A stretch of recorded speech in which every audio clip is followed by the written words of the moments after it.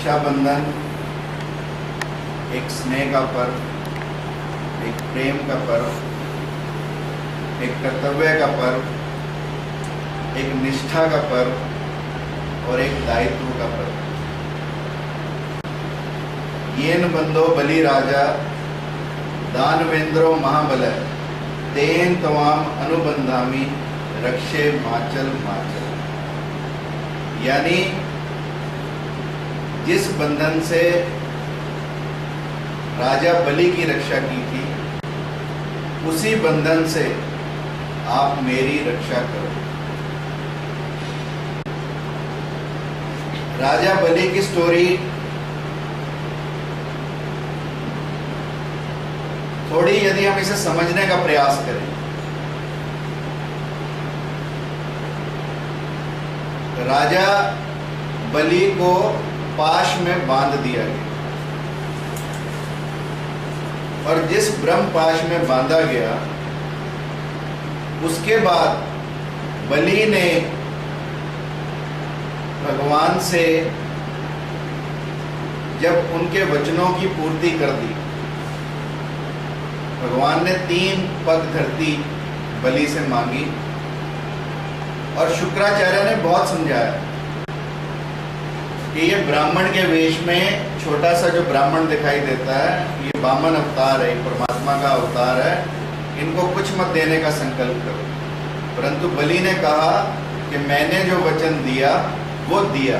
राजा बलि, जैसा कि आप सब लोग जानते हैं, हिरण्यकश्यप का बेटा प्रहलाद, प्रहलाद का बेटा विरोचन, विरोचन का बेटा बलि, और सब दानियों में से सबसे बड़ा बलि को माना जाता है।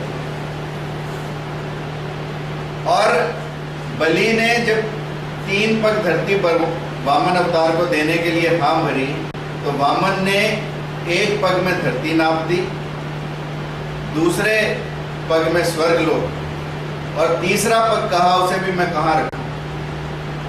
तो बलि ने स्वयं को परमात्मा के आगे अर्पित किया और परमात्मा ने तीसरा पग बलि के मस्तक पर रखा और उसके बाद बलि को हमेशा के लिए पाताल का राज्य दे दिया।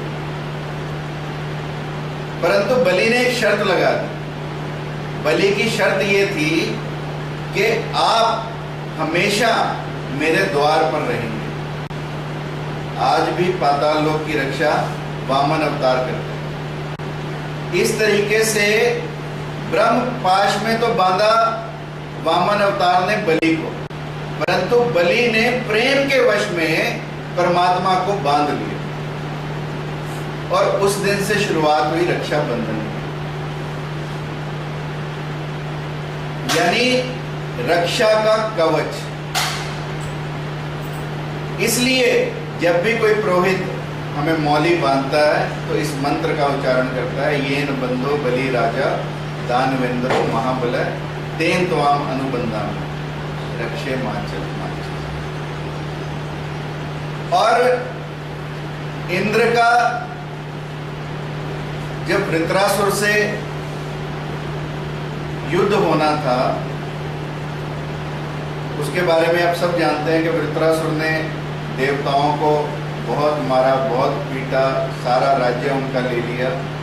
तब देवताओं ने दानवों से युद्ध के लिए ब्रह्मा जी से विनती की तो उन्होंने बताया कि यदि दधीचि ऋषि अपनी अस्थियों का दान दे दें और उस अस्थियों से एक वज्र बने, उस वज्र से वृत्रासुर की मृत्यु हो सकती है। तो इंद्र को जब वज्र भी मिल गया, तब भी इंद्राणी ने, शची ने इंद्र की रक्षा के लिए सूत्र बांधा और वह दिन भी रक्षाबंधन का दिन था। इसलिए ये बंधन भक्त और भगवान के बीच का हो सकता है, गुरु और शिष्य के बीच का हो सकता है, पति और पत्नी के बीच का हो सकता है। और सिकंदर की पत्नी ने पोरस को भेजी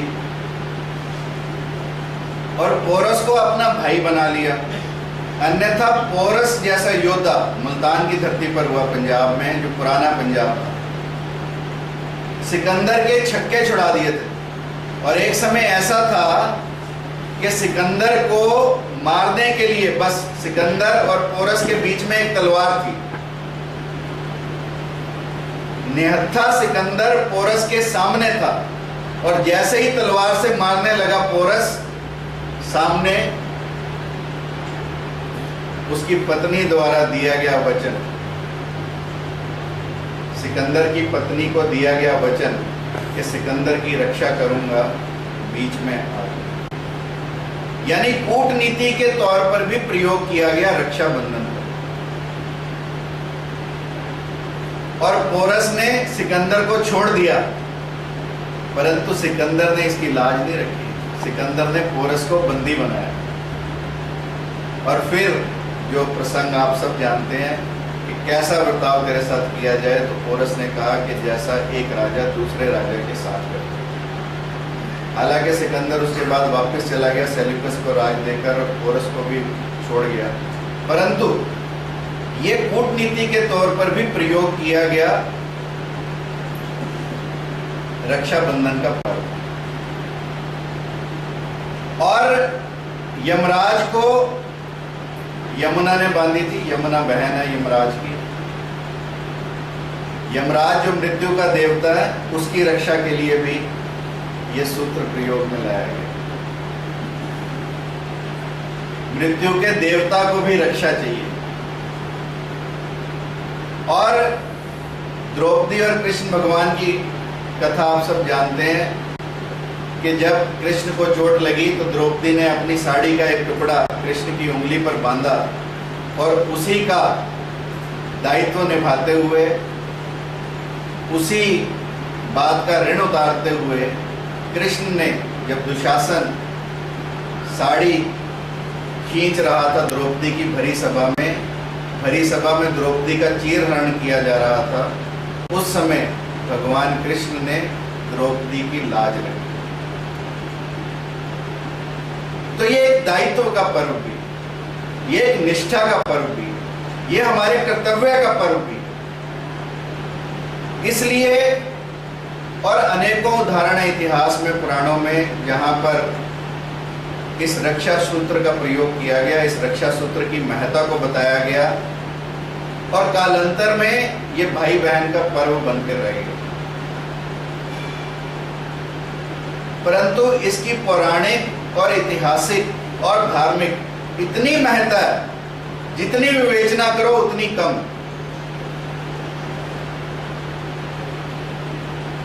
ये हमें अपने रिश्तों की याद दिलाता है। रिश्ता पति पत्नी का हो, रिश्ता भाई बहन का हो, रिश्ता दोस्ती का हो, रिश्ता पिता पुत्र का हो, माँ बेटे का हो, कोई भी रिश्ता हो, उस सब रिश्तों की याद, उन सब रिश्तों के बोध का बंधन है रक्षाबंधन।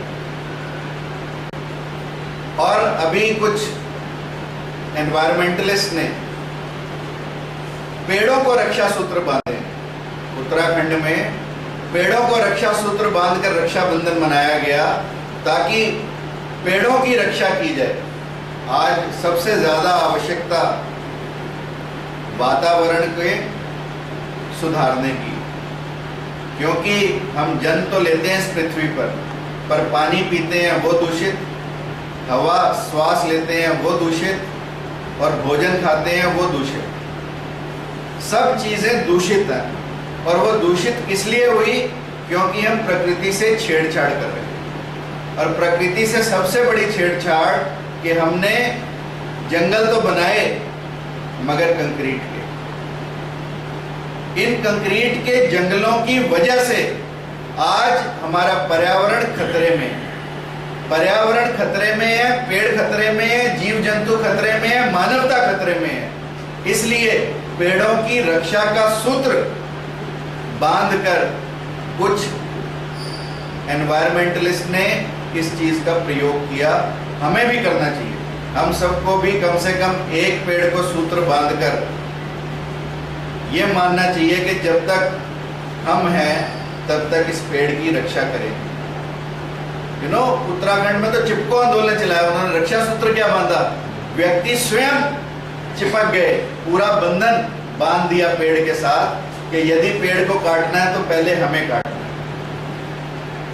तो ऐसा कुछ प्रयोग हम भी अपने यहाँ कर सकते हैं कि हम भी पेड़ों की रक्षा के उपाय और उन उपायों में से एक संकल्प आज हम ले सकते हैं कि पेड़ पर रक्षा सूत्र बांधें और संकल्प लें कि इसकी हम रक्षा करेंगे। 120 करोड़ लोग हैं हिंदुस्तान में, यदि 120 करोड़ पेड़ भी हम बचा पाए,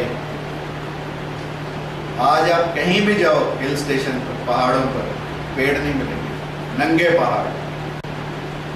इसलिए पेड़ों की रक्षा करना भाई बहन की रक्षा का तो है ही। भाई को बहन की रक्षा करनी है। आज रिश्ते बदल रहे हैं। आज सबसे ज़्यादा मुकदमे यदि आप कोर्ट वालों से पूछो तो बहनों के मुकदमे हैं प्रॉपर्टी लेने के। यानी पहले बहन भी त्याग का प्रतीक थी। शादी से पहले पूरा हक, शादी के बाद कोई हक नहीं। अब क्योंकि प्रॉपर्टी की कीमतें बढ़ रही हैं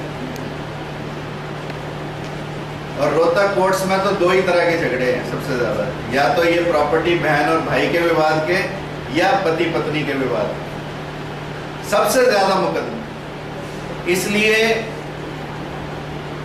इस पर्व की और भी महत्ता है। जब बहन और भाई का रिश्ता समाप्त हो रहा हो, जब बहन और भाई के बीच की तलवारें खिंची हों, जब बहन और भाई के बीच विवाद कोर्ट तक पहुंचे हों, उस समय इस त्योहार की, इस पर्व की महत्ता और भी बढ़ जाती है, क्योंकि ये हमें एक दूसरे के प्रति प्रेम में बांधता है। और रक्षा का बंधन बांधकर फिर बहन मिठाई भी खिलाती है। मिठाई इसलिए खिलाती है कि रिश्तों में मिठास रहे, रिश्तों में कोई खट्टापन ना आए। और इसीलिए भगवान को साक्षी मानकर ये बंधन बांधा जाए, ताकि भगवान इस बात के गवाह रहें कि बहन और भाई का रिश्ता कैसा। इस रिश्तों के पर्व पर, चाहे वो बहन भाई का रिश्ता हो, चाहे वो कोई भी रिश्ता हो, किसी का किसी से भी रिश्ता हो, ये रिश्तों का पर्व है। इस रिश्तों के पर्व पर आप सबको बहुत बहुत बधाई। Thank you very much.